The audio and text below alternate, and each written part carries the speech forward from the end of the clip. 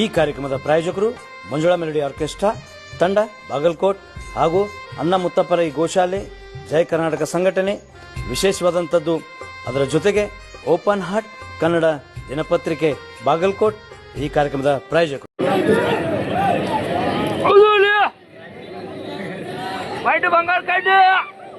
ಬಾಗಲಕೋಟ್ ಕ್ಷೇತ್ರದ ಈ ಉಪಚುನಾವಣೆ ನಮ್ಮೆಲ್ಲರಿಗೂ ಕೂಡ ಹಿರಿಯರಾಗಿದ್ದಂಥ ಓರ್ವ ಸರಳ ಸಜ್ಜನ ರಾಜಕಾರಣಿಗಳಾಗಿದ್ದಂಥ ಶ್ರೀ HY ಮೇಟಿಯವರ ನಿಧನದಿಂದ ತೆರವಾದಂಥ ಈ ಚುನಾವಣೆಗೆ ನಮ್ಮ ಕಾಂಗ್ರೆಸ್ ಪಕ್ಷದ ಅಭ್ಯರ್ಥಿ HY ಮೇಟಿ ಸಾಹೇಬರ ಕಿರಿಯ ಸುಪುತ್ರ ಉಮೇಶ್ ಮೇಟಿಯವರ ಚುನಾವಣಾ ಪ್ರಚಾರ ಕಾರ್ಯಕ್ರಮದಲ್ಲಿ ಇಂದು ನಮ್ಮನ್ನು ಉದ್ದೇಶಿಸಿ ಮಾತನಾಡಲಿಕ್ಕೆ ಆಗಮಿಸಿದಂಥ ನಮ್ಮ ಕರ್ನಾಟಕ ರಾಜ್ಯದ ಜನಪ್ರಿಯ ಮುಖ್ಯಮಂತ್ರಿಗಳು ಬಡವರ ಪರವಾಗಿ, ರೈತರ ಪರವಾಗಿ, ಹಿಂದುಳಿದವರ ಪರವಾಗಿ, ಅಲ್ಪಸಂಖ್ಯಾತರ ಪರವಾಗಿ ಇವತ್ತು ಅಪಾರವಾದಂಥ ಒಂದು ಕಾಳಜಿಯನ್ನು, ಬದ್ಧತೆಯನ್ನು ಹೊಂದಿದಂಥ ನಮ್ಮ ನಾಯಕರಾದಂಥ ಸನ್ಮಾನ್ಯ ಶ್ರೀ ಸಿದ್ದರಾಮಯ್ಯ ಸಾಹೇಬ್ರೆ, ಜಿಲ್ಲಾ ಉಸ್ತುವಾರಿ ಸಚಿವರಾದಂಥ ಶ್ರೀ ತಿಮ್ಮಾಪುರ್ ಅವರೇ, ಸಚಿವರಾದಂಥ ಶ್ರೀ ಜಮೀರ್ ಅವರೇ, ಸಚಿವರಾದಂಥ ಶ್ರೀ ಸುರೇಶ್ ಬೈರುತಿ ಅವರೇ, ಶಿವಾನಂದ್ ಪಾಟೀಲ್ ರೇ, ಹಿರಿಯರಾದಂಥ ಮಾಜಿ ಸಚಿವರಾದಂಥ SR ಪಾಟೀಲ್ ರೇ, ನಸೀರ್ ಅಹಮದ್ ಅವರೇ, ಜಿಲ್ಲಾ ಕಾಂಗ್ರೆಸ್ ಕಮಿಟಿ ಅಧ್ಯಕ್ಷ ಮಂಜಯ್ಯನ್ ಮಠ್ ಅವರೇ,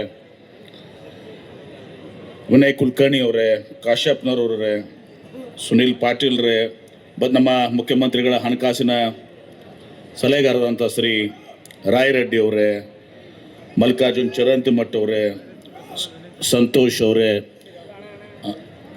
ಎಲ್ಲ ಹಿರಿಯಂಥ BR ಪಾಟೀಲ್ರೇ, ಯಾರ್ದು ಹೆಸರನ್ನು ತಗೊಂಡು ಸಮಯದ ಒಂದು ತಾವೆಲ್ಲರೂ ಮುಖ್ಯಮಂತ್ರಿಗಳ ಮಾತು ಕೇಳಲಿಕ್ಕೆ ಆತುರಾಗಿದ್ದರಿಂದ ಎಲ್ಲ ವೇದಿಕೆ ಮೇಲಿದ್ದಂಥ ನಮ್ಮ ಕಾಂಗ್ರೆಸ್ ಪಕ್ಷದ ಹಿರಿಯ ನಾಯಕರುಗಳೇ ಸೇರಿದಂಥ ಎಲ್ಲ ನನ್ನ ಆತ್ಮೀಯ ಹಿರಿಯರೇ, ಸಹೋದರ ಸಹೋದರರೇ, ಯುವಕ ಮಿತ್ರರೇ, ಮಾಧ್ಯಮ ಸ್ನೇಹಿತರೆ, ಇವತ್ತು ತಾವೆಲ್ಲರೂ ಕೂಡ HY ಮೇಟಿ ಸಾಹೇಬ್ರನ್ನ 5 ವರ್ಷದ ಕಾಲ ಆರಿಸಿ ಕಳಿಸಿದ್ರಿ. ಅವ್ರ ಅವಧಿ ಬದುಕಿದ್ರೆ 2028ರವರೆಗೆ ಅವ್ರು ಶಾಸಕರಾಗಿರ್ತಿದ್ರು. ಅವ್ರ ಅನಾರೋಗ್ಯದಿಂದ ಇವತ್ತು ಸಹ ನಿಧನ ಹೊಂದಿದ್ರಿಂದ ಈ ಒಂದು ಉಪಚುನಾವಣೆ ನಡೀತಾ ಇದೆ. ನಮ್ಮ ಕಾಂಗ್ರೆಸ್ ಪಕ್ಷದಲ್ಲಿ ಇವತ್ತು ಯಾವಾಗ ಈ ರೀತಿ ಉಪಚುನಾವಣೆಗಳು ಬರ್ತವೆ, ಆ ಕುಟುಂಬದಗೆ ಒಂದು ಗೌರವವನ್ನು ಕೊಡಬೇಕು, HY ಮೇಟಿ ಅವ್ರಿಗೆ ಗೌರವವನ್ನು ಕೊಡಬೇಕು, ಅವ್ರ ಅಭಿಮಾನಿಗಳಿಗೆ, ಅವರ ಬೆಂಬಲಿಗರಿಗೆ, ಜನರಿಗೆ ಇವತ್ತು ಸಹ ಅವರ ಭಾವನೆಗಳಿಗೆ ಸ್ಪಂದಿಸಬೇಕು ಅಂತೇಳಿ ಅವರ ಕುಟುಂಬಕ್ಕೆ ಟಿಕೆಟನ್ನು ಕೊಟ್ಟಿದ್ದೀವಿ. ಇಲ್ಲಿ HY ಮೇಟಿ ಸಾಹೇಬರ ಕಿರಿಯ ಸುಪುತ್ರ ಕೊಟ್ಟಿದ್ದೀವಿ. ಅಲ್ಲಿ ಶಾಮನೂರು ಶಿವಶಂಕಪ್ಪನವರ ನಿಧನ ಆಗಿದಂಥದ್ದು ದಾವಣಗೆರೆಯಲ್ಲಿ ಅವರ ಮಲ್ಲಿಕಾರ್ಜುನ್ ಅವರ ಮಗ ಸಮರ್ಥ ಕೊಟ್ಟಿದ್ದೀವಿ.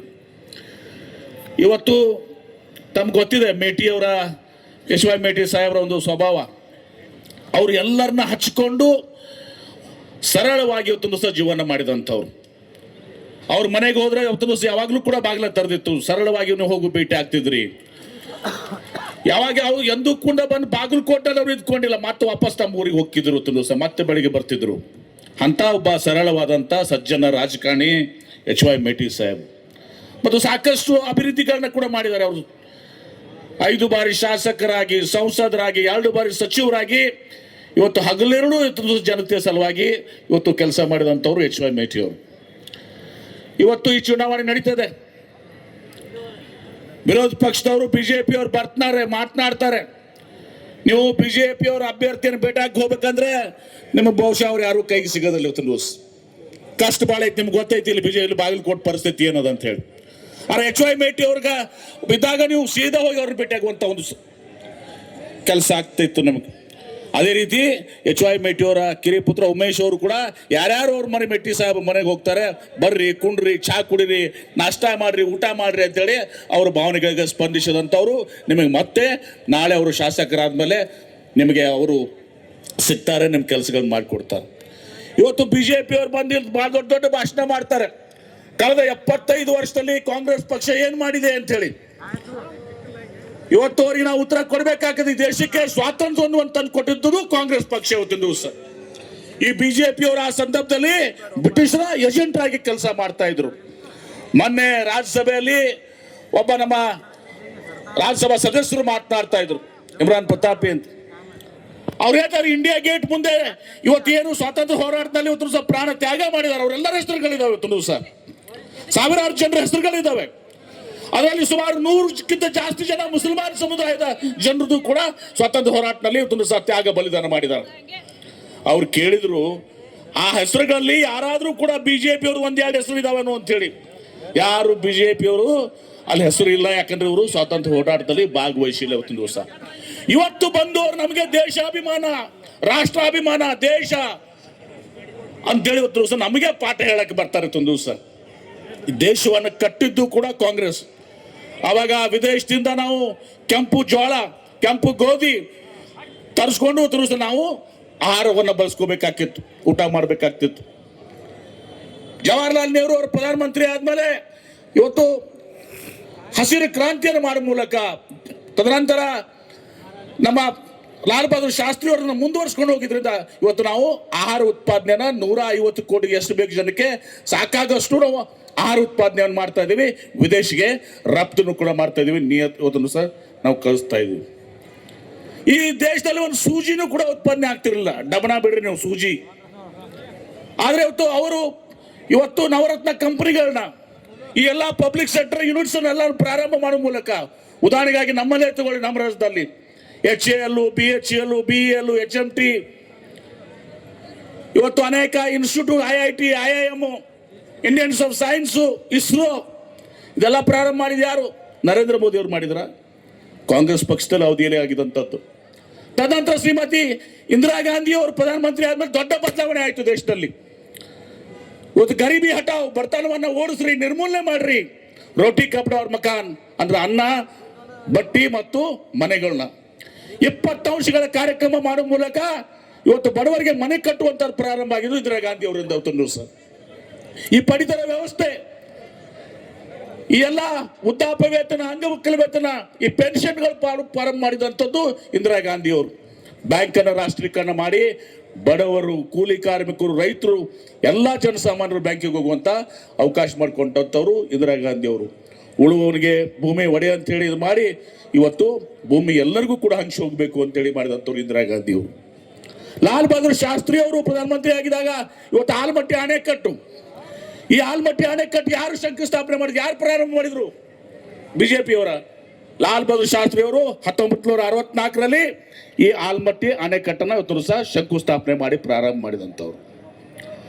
ರಾಜೀವ್ ಗಾಂಧಿ ಅವರು ಇವತ್ತು ಏನು ನಾವು ಮೊಬೈಲ್ ನೋಡ್ತೀವಿ, ಟೆಲಿಫೋನ್ ನೋಡ್ತೀವಿ, ಕಂಪ್ಯೂಟರ್ ನೋಡ್ತೀವಿ, ಟಿವಿ ನೋಡ್ತೀವಿ, ಇದು ರಾಜೀವ್ ಗಾಂಧಿ ಅವರು ಕೊಡುಗೆ.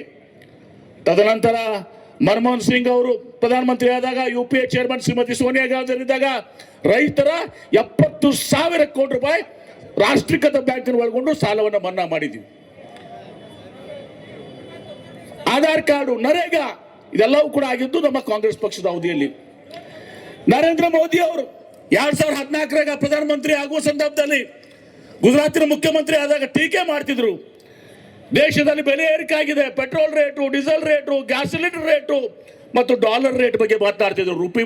ರೂಪಾಯಿ ಮುಂದೆ, ಡಾಲರ್ ಮುಂದೆ ರೂಪಾಯಿ ಕುಸಿದು ಬಿದ್ದಿದೆ, 58 ರೂಪಾಯಿ ಆಗಿದೆ ಅಂತ ಹೇಳ್ತಿದ್ರು. ಆವಾಗ ಮನಮೋಹನ್ ಸಿಂಗ್ ಅವರಿದ್ದಾಗ ಪೆಟ್ರೋಲ್ ರೇಟ್ ಎಷ್ಟಿತ್ತು? 65 ರೂಪಾಯಿ ಇತ್ತು. ಇವತ್ತು ಎಷ್ಟು? ಇವತ್ತು 105 ರೂಪಾಯಿ ಅದತ್ತು. ಡೀಸೆಲ್ ರೇಟ್ ಎಷ್ಟಿತ್ತು?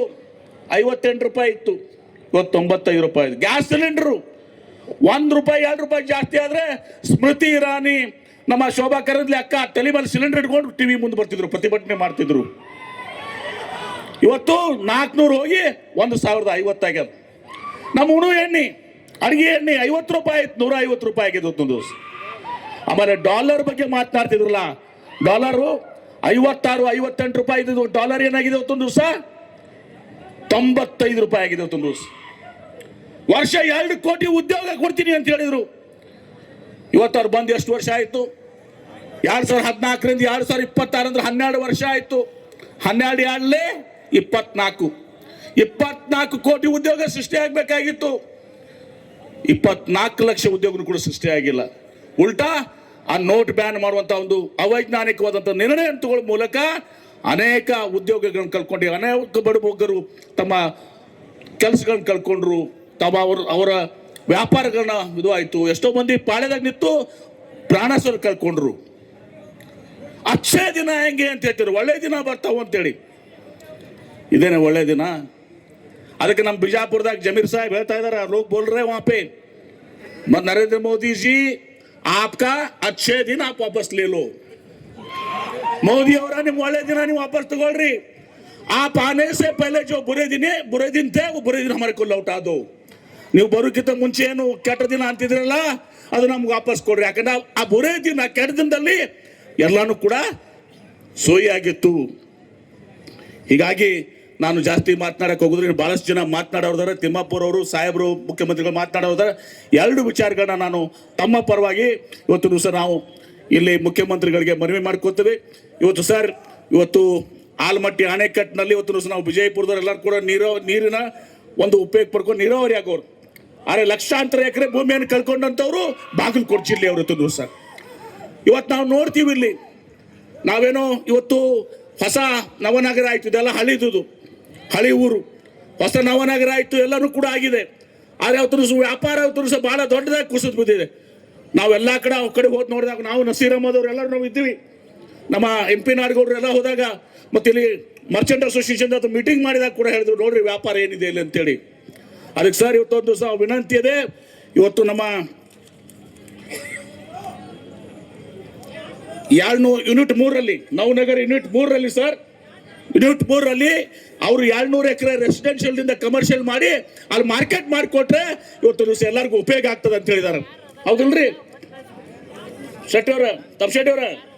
ನವೆಂಬರ್ ನಮ್ಮ ನವನಗರ 3ನೇ ಇದರಲ್ಲಿ ಯೂನಿಟ್ನಲ್ಲಿ 200 ಎಕರೆ ಸರ್ ಅಕ್ವಿಸಿಷನ್ ಆಗಿದೆ. ನಮಗೇನು ಅದ ಹಣಕಾಸಿನ ನಮಗೆ ಅದ್ರ ಮೇಲೆ ಬರೆ ಬೀಳೋದಿಲ್ಲ. ಅದನ್ನ ರೆಸಿಡೆನ್ಷಿಯಲ್ ತೆಗೆದು ಕಮರ್ಷಿಯಲ್ ಮಾಡಿ ಅಲ್ಲಿ ಮಾರ್ಕೆಟ್ ಮಾಡಿದ್ರೆ ಅವ್ರ ಹಣನೂ ಕೂಡ ಇವತ್ತು ಸಹ ಕೊಡಕ್ಕೆ ತಯಾರಿದ್ದಾರೆ ಸರ್. ಅದು ಒಂದು ಇವತ್ತು ಮುಖ್ಯವಾಗಿ ಆಗಬೇಕಾಗಿದೆ. ಎರಡನೇದಾಗಿ BTED ಇವತ್ತು ಸಹ ಇಂಪ್ರೂವ್ಮೆಂಟು ಮತ್ತು ನಮ್ಮ ಮೇಂಟೆನೆನ್ಸ್ಗೆ ಹೆಚ್ಚಿನ ಹಣ ಕೊಡಬೇಕಾಗಿದೆ. ಯಾಕಂದ್ರೆ ಮುನ್ಸಿಪಾಲಿಟಿಯಲ್ಲಿ ಇವತ್ತು ಸಹ ಕಾರ್ಪೊರೇಷನ್ನಲ್ಲಿ ಅಷ್ಟು ಕೆಲಸ ಆಗೋದಿಲ್ಲ ಅನ್ನೋದು ಬೇಡಿಕೆ ಇದೆ. ಮೂರನೇದಾಗಿ ಎಲ್ಲರ ಬೇಡಿಕೆ, ಇವತ್ತು ಮೊದಲಲ್ಲಿ ಸ್ಪಿನ್ನಿಂಗ್ ಮಿಲ್ ಇತ್ತು, ಸಿಮೆಂಟ್ ಫ್ಯಾಕ್ಟ್ರಿ ಇತ್ತು, ಇವತ್ತು ಅವು ಎರಡು ಮುಚ್ಚಿ ಹೋಗಿದ್ರಿಂದ ಉದ್ಯೋಗದ ನಷ್ಟ ಆಗಿದೆ. ಇಲ್ಲಿ ವಿಶೇಷವಾದಂಥ ಇನ್ಸೆಂಟಿವ್ಸ್ ಅನ್ನು ಕೊಡುವ ಮೂಲಕ ಇಲ್ಲಿ ಒಂದು ಬೃಹತ್ 1-2 ಇಂಡಸ್ಟ್ರೀಸ್ ಬಂದರೆ ಇವತ್ತು ಯುವಕರಿಗೆ ಉದ್ಯೋಗ ಸಿಗ್ತದೆ. ಈ 3 ಬೇಡಿಕೆಗಳನ್ನ ವಿಶೇಷವಾಗಿ ನಾವು ಹೋದಾಗ ಇವತ್ತು ನಮ್ಮ ಮುಂದೆ ಜನ ಇಟ್ಟಿದ್ದಾರೆ. ಅದು ನಮ್ಗೆ ವಿಶ್ವಾಸ ಇದೆ.